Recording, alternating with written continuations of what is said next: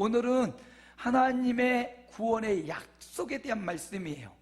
이제 8장 끝나고 9장, 10장, 11장은 바울의 어떤 개인적인 간증과도 같고 바울의 바람과도 같은 말씀들이 이어지는데, 이 9장, 10장, 11장이 굉장히 해석하기가 난해한 성경 구절이 많아요.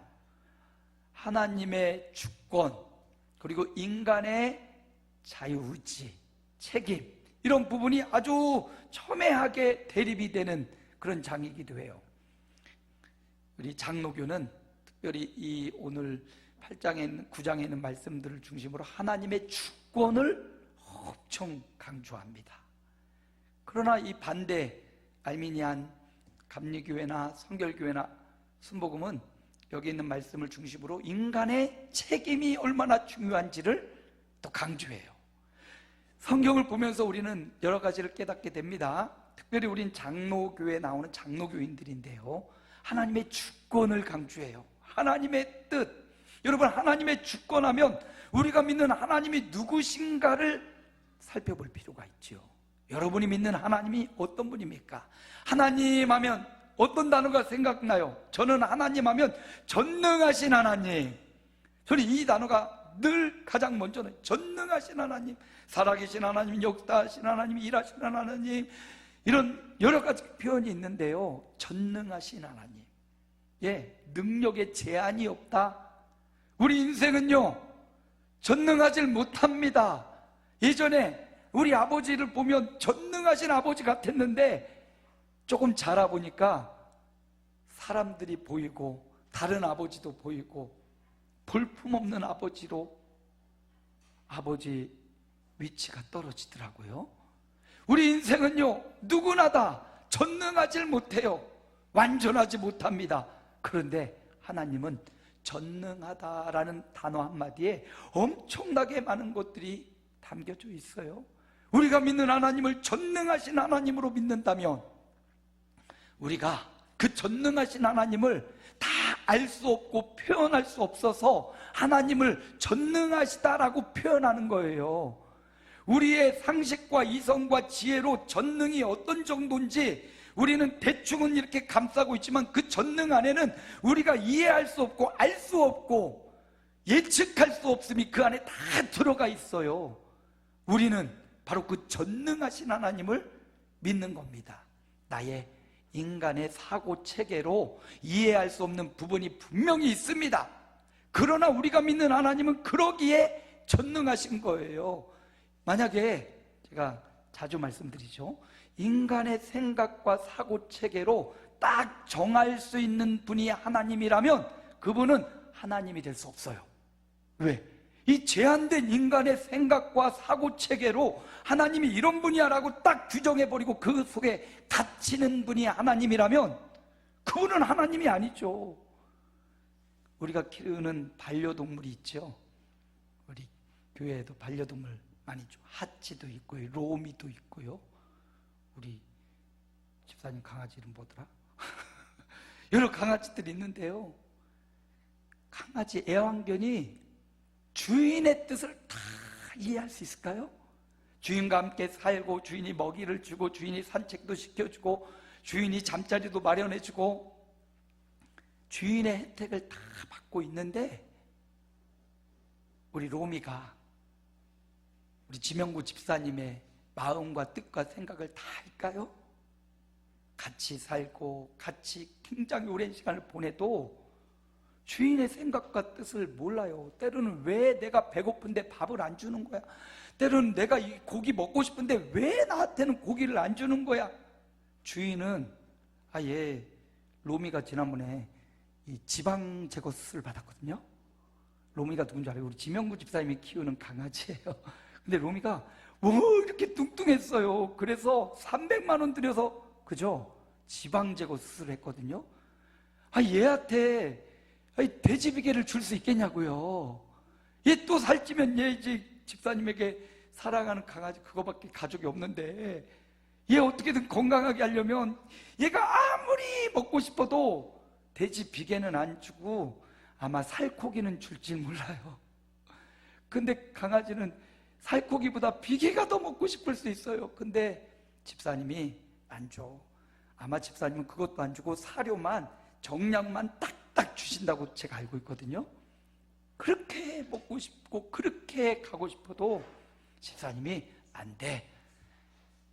애완견 그토록 사랑하는 샬롬이에서 로미인데요, 로미가 우리 집사님의 생각과 뜻을 아무리 이해하려고 해도 이해할 수 없어요. 한계가 있어요. 죄송하지만 이 표현을 우리에게 적용을 시켜본다면, 우리가 개라는 거 아닙니다. 우리에게 접목시켜보면 우리는 하나님의 생각과 뜻을 아무리 우리의 지혜와 우리의 사고체계, 이성과 IQ가 높은 사람이, 또 감성이 높은 사람이 하나님을 알려고 해도 그 하나님을 다 알 수가 없다는 거예요. 우리 장로교인들인 저와 여러분, 아니 하나님을 믿는 저와 여러분이 믿는 하나님은 우리의 생각과 사고체계에 가둘 수 있는 분이 아니시다. 그래서 그분을 표현하기를 전능하신 하나님이다. 여러분은 전능하신 하나님을 믿습니까? 그 하나님으로 만족하십니까? 그 하나님으로 충분하십니까? 우리는 그 전능하신 하나님의 주권을 믿고요, 우리가 생각할 수 없는 체계 가운데 하나님은, 그런데 분명한 것은 그 하나님이 선하시다는 것, 그리고 하나님의 놀라운 이유와 목적을 갖고 계시다는 것, 그거를 알고 있는 거죠. 그래서 오늘 그 하나님의 구원의 약속에 대한 말씀을 살펴보려고 합니다. 그 전능하신 하나님의 구원의 약속을 분명하고도 명확하게 우리에게 알려주고 계셔요. 그건 뭐냐? 구원의 약속은 예수님이에요. 그래서 그 예수님 한 분으로 충분하도록, 그 예수님 한 분으로 구원받도록, 그 예수님 한 분으로 영생과 천국을 누리게 하신 겁니다. 근데 이 구원의 약속이 유대인에게만 주어진 게 아니에요. 오늘 이 말씀을 적고 있는 사도 바울은 유대인이거든요.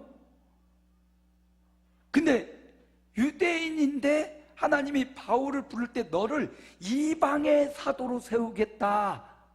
유대인 사도들은 베드로, 야고보, 요한 있잖아요. 그러니까 하나님이 바울은 너는 내가 구별했는데 너는 이방인의 구원을 위한 사도로 세워주겠다 해서 바울은 이방인들에게, 유대인 빼고 이스라엘 사람 빼고 온 세계 사방 민족에게 가서 예수님을 믿어 구원의 약속을 전해주는 사도가 되었습니다.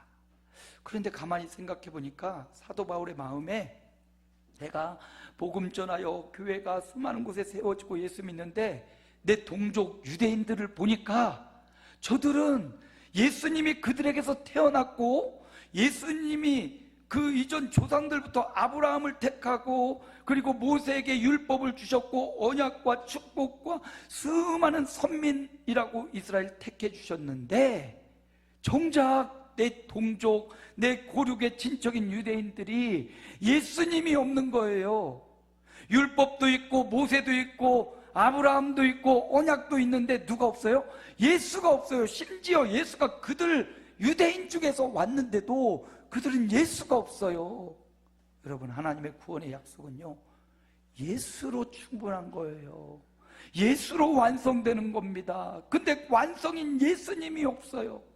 이방인의 사도로 세움받은 바울이 이방인들에게 수없이 복음을 전했습니다. 근데 자기 동족들은 예수가 없어서 죽어가는 저 영혼들을 보면서, 오늘 9장의 복음의 입장으로 우리 9장을 보면 여기 뭐 예정이다 무슨 뭐 그런 걸 말하려고 하는 게 아니라, 내 동족, 내 고륙의 친척들이 예수 믿고 구원받아야 된다라는 영혼 구원의 심정으로 오늘 9장을 봐야 됩니다. 그래서 오늘 한번 볼까요? 말씀을 봅니다. 3절 함께 읽습니다. 나의 형제 곧 고륙의 친척을 위하여 내 자신이 저주를 받아 그리스도에게서 끊어질지라도 원하는 바로다. 뭘 원합니까? 이스라엘 사람, 바울의 동족, 고륙의 친척, 형제들, 유대인들, 이스라엘 사람들, 그들이 모세도 있고 아브라함도 있고 율법도 있고 언약도 있는데 누가 없어요? 예수가 없으니까 저들이 예수 있는 사람들 되었으면 좋겠다. 저들에게 예수만 전할 수 있다면 내가 저주를 받고 그리스도에게서 끊어질지라도 나는 저들이 구원받는 걸 원한다. 유대인들의 영혼 구원을 위해 사도 바울이 지금 하나님 앞에 간절히 기도하는 모습을 우리에게 보여줍니다. 그래서 오늘 이 말씀이 바울은 유대인이니까 유대인들의 구원을 위해서, 물론 이방인들의 구원을 위해서 전 세계를 다니며 지금 복음을 전하고 있고요, 뿐만 아니라 유대인에게도, 내 고륙의 형제 친척들도 이 예수님이 있어서 구원받았으면 좋겠다라는 바울의 아주 간절한 기도를 우리가 보고 있는 겁니다. 한 절 더 볼까요? 4절 함께 읽습니다. 그들은 이스라엘 사람이라 그들에게는 양자됨과 영광과 언약들과 율법을 세우신 것과 예배와 약속들이 있고, 5절도 보면 여기에 조상들도 있고 여기에 예수 그리스도가 유대인으로 오셨다라는 말씀까지 8가지 유대인들이 받은 축복이 있거든요. 그런데 그 8가지 축복을 먼저 받아 선민이 된 이스라엘 백성인데, 그런데 예수가 없어요. 가장 결정적인 예수가 없어요. 그래서 바울이 그것을 심히 안타까워하면서 유대인과 이스라엘 사람들을 위해 지금 간절히 기도하고 있어요. 그들의 영혼의 구원을 위해서. 왜요? 하나님의 구원의 약속은 이방인과 유대인과 이 세상의 모든 사람에게 주어졌기 때문에 그 하나님의 구원의 약속인 예수님을 이방인도 유대인도 어린아이도 어르신도 지혜로운 사람도 어리석은 사람도 건강한 사람도 연약한 사람도 아이도 어른도 할 것 없이 누구나 다 모든 사람에게 열려있는 구원의 약속 예수 그리스도 믿어야만 영생을 얻기 때문이에요. 그래서 오늘 말씀 사도 바울의 간절한 기도, 이게 우리에게도 적용되어서요, 오늘 저와 여러분도 내가 이 구원의 약속인 예수님을 믿었다면, 그리고 구원받은 사람이 되고 하나님의 보호를 받는 사람이 되었다면, 이제 나도 바울의 심정을 갖고 예수 믿지 않는 내 부모 형제, 내 자녀들, 내 고륙의 친척들, 여러분 생각나는 여러분의 사랑하는 사람이 있습니까? 구원받아야 될, 영생 얻어야 될, 하나님의 보호와 하나님의 치료받아야 될 여러분 마음에 품고 있는 심령들이 있습니까? 바울의 마음을 나의 마음으로 받아 내가 저주를 받아 그리스도에게 끊어질지라도, 그렇게 기도한다고 바울이 그리스도에게 끊어지겠어요? 바로 8장에 끊을 수 없다고 했잖아요. 그런 간절함으로 한 사람 한 사람 영혼을 위해 지금 바울이 중보하며 기도하고 있는 거예요. 오늘 우리에게도 9장에서 그걸 가르쳐 주려고, 너 예수 믿고 구원받았지, 행복하겠다, 이렇게 끝나는 게 아니라 너 예수 믿고 영생을 보장받고 너 하나님의 보호를 받고 있는데 너의 부모님은, 너의 남편은, 너의 아내는, 너의 자식들은, 너의 자손들은, 너의 사랑하는 그 사람은 구원받았니? 그 사람은 예수 그리스도를 받았니? 예수 그리스도가 있니? 없다면 바울의 마음을 갖고 어떻게 하라는 거예요? 그리스도에게서 끊어질지라도 저 사람 좀 구원해 주세요, 이런 마음으로 간절하게 기도하자는 겁니다.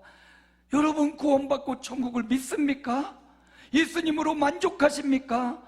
그렇다면 그 예수가 없어서 영적인 소경이 되어서 영적인 귀머거리가 되어서 주님의 구원을 보지 못하는 그들을 위해, 남편과 아내, 자녀들을 위해 바울의 심정으로 중보 기도하라고 오늘 말씀을 주는 거예요. 바울도 그렇게 기도하고 있잖아요. 고륙의 친척을 위해서 안타까워하며 간절히 기도하는 바울을 보면서 오늘 이 주일이 저와 여러분과 우리의 사랑하는 사람들을 위해서, 이웃을 위해서, 앞집과 옆집 가족과 혈육을 위해서 기도를 결단하는 주일이 되시기를 축복합니다. 또 이어서 볼까요? 9장 8절인데요. 이거를 현대어 번역으로 보니까 현대어 성경의 번역으로 제가 기록해놨어요. 함께 읽어봅니다.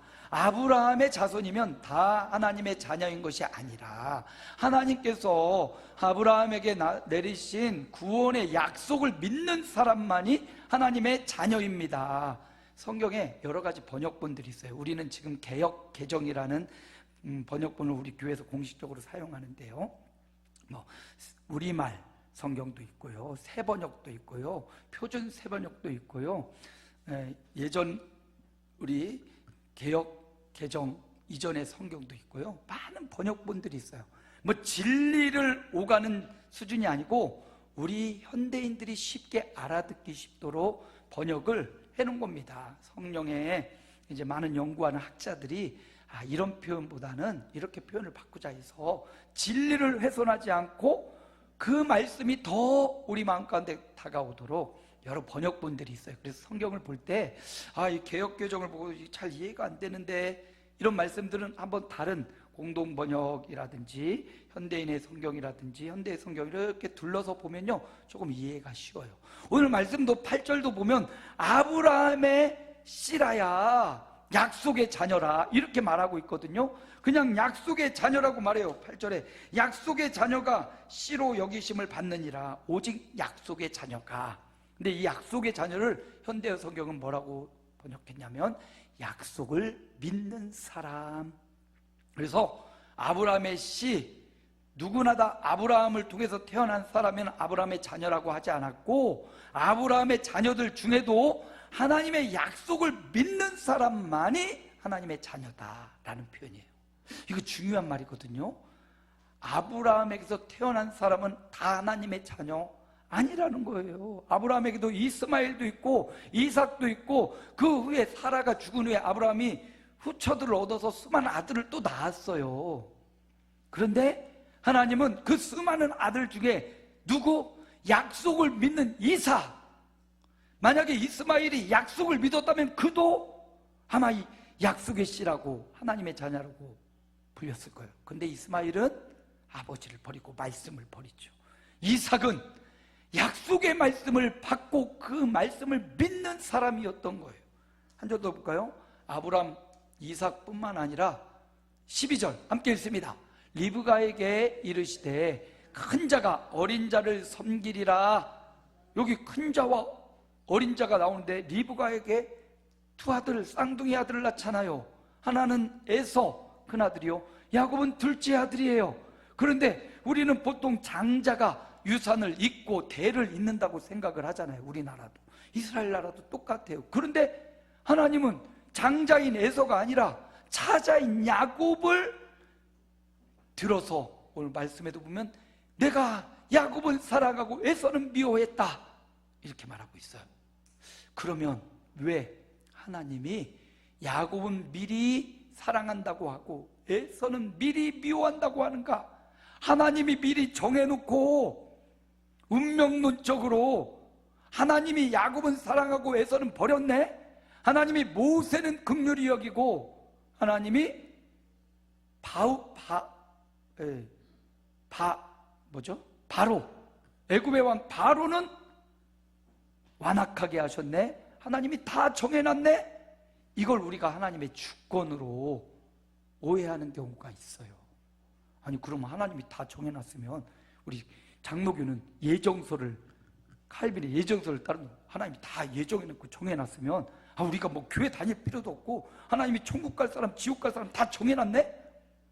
이런 식으로 예정론을 이해하면 안 돼요. 잘못된 이해예요. 우리의 예정설 이거는요 우리의 인간의 지식의 사고체계에 하나님을 가두려고 하는 그런 잘못된 예정설이 예정설이 잘못됐다는 게 아니라 그것을 해석하는 게 잘못됐다는 거예요. 우리의 예정설의 초점은 뭐냐? 하나님께 주권이 있다 이거거든요.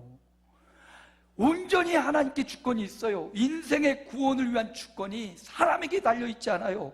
사람의 노력에 달려있지 않아요. 우리가 예배를 많이 드리고 헌신을 많이 하고 봉사를 많이 하고 헌금을 많이 해서 우리를 구원해 주시는 게 아니라는 거죠. 하나님께 주권이 있어서 우리의 구원을 온전히 하나님의 능력에 의해서 하나님의 긍휼하심에 의해 우리가 구원을 받는다라는 거지요. 그래서 이 말씀을 보면 큰 자가 어린 자를 섬기리라. 여기 어린 자를 보세요. 누굽니까? 야곱이에요.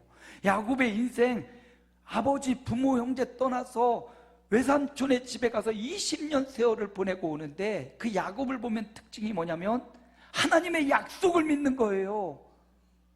이삭도 하나님의 약속을 믿는 자로 살았고, 야곱도 하나님의 약속을 믿는 자였고, 모세도 하나님의 약속을 믿는 자로 살았어요. 하나님의 구원의 약속을 믿는 자에게 예수 그리스도의 구원의 역사가 열려졌다라는 걸 말해줍니다. 그러므로 우리가 예정설, 칼빈의 예정설이나 장로교가 예정설을 주장하지만 그 예정설은 내 개인의 운명이 정해져 있다, 이게 아니라 하나님의 주권을 믿는다라는 신앙의 체계입니다.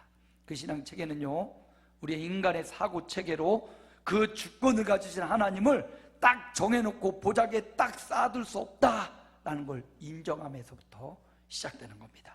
그래서요, 우리가 할 수 있는 바가 뭐냐? 하나님의 구원의 역사는 모든 사람에게 열려있지만, 열려있는 저와 여러분이 할 바는 뭐냐? 그 약속을 신뢰하며 살아가는 것, 그 말씀을 신뢰하며 오늘도 예배하고요, 내일도 예배하고요, 오늘도 그 신뢰하는 믿음으로 예수님 한 분만으로 충분합니다 라는 고백을 하는 겁니다. 한 절 더 볼까요? 18절 말씀 함께 읽습니다. 그런즉 하나님께서 하고자 하는 자를 긍휼히 여기시고 하고자 하시는 자를 완악하게 하시느니라. 한 절 더 읽어요. 14절도 읽습니다. 그런즉 우리가 무슨 말을 하리요? 하나님께 불의가 있느냐? 그럴 수 없느니라. 전능하신 하나님께 불의가 있느냐? 왜 하나님 나에게만 이런 일을 주세요? 왜 나만 이런 고통에, 왜 나만 이런 시련에, 왜 나에게만 이런 시험을 주십니까? 그렇게 우리가 되물을 때가 있는데요, 하나님께는요, 우리가 알지 못하는 분명하고도 정확한 이유가 있다는 거예요. 하나님이 에서를 버리고 야곱을 사랑한 것, 우리는 불의하다, 불공정하다, 왜 하나님이 다 그렇게 택해놨냐 라고 말할 수 있지만, 하나님 입장에서 보면 이유가 있어요. 하나님께는 불의가 아니라 정의가 있고요, 하나님께는 불공평이 아니라 공의가 있다고요. 우리가 믿는 하나님은 공의로우시고 정의로우신 하나님이에요. 인간의 이 제한적이고 한계가 있는 인간의 머리와 사고로 하나님을 탁 끼워 맞추려고 하지 말고, 전능하신 하나님, 선하신 하나님, 공의로우신 하나님, 그 하나님께 불의가 있느냐? 그럴 수 없느니라. 우리가 믿는 하나님께 불의가 없습니다. 우리가 알지 못하고 우리가 보지 못하지만 하나님께는 분명히 이유가 있고 목적이 있다라는 사실을 믿으며 우리 하나님의 구원의 약속을 신뢰하는 저와 여러분 되시길 축복합니다. 그래서 말씀을 마무리해요. 성찬도 있고 해서 말씀을 더 할 수 없네요.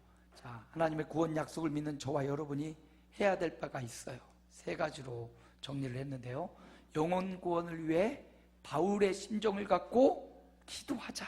이번 한 주간 예수 믿지 않는 내 사랑하는 사람들, 남편과 아내, 자녀들, 또 일가 친척, 이웃들, 영혼 구원을 위해 바울의 심정으로 중보하며 기도합시다. 그리고 약속의 말씀을 무한 신뢰하고 내 인간적 사고로 하나님, 창조주 하나님, 전능하신 하나님을 가두려고 애쓰지 마세요. 가둬질 수도 없어요. 전능하신 하나님, 그 하나님의 말씀을 무한 신뢰하고 긍휼하심으로 우리를 구원해 주신 그 하나님의 긍휼하심, 그 긍휼하신 하나님을 나도 사랑합니다. 나도 그 하나님을 사랑하는 삶을 살아가는 한 주간 되시기를 주님의 이름으로 축복합니다.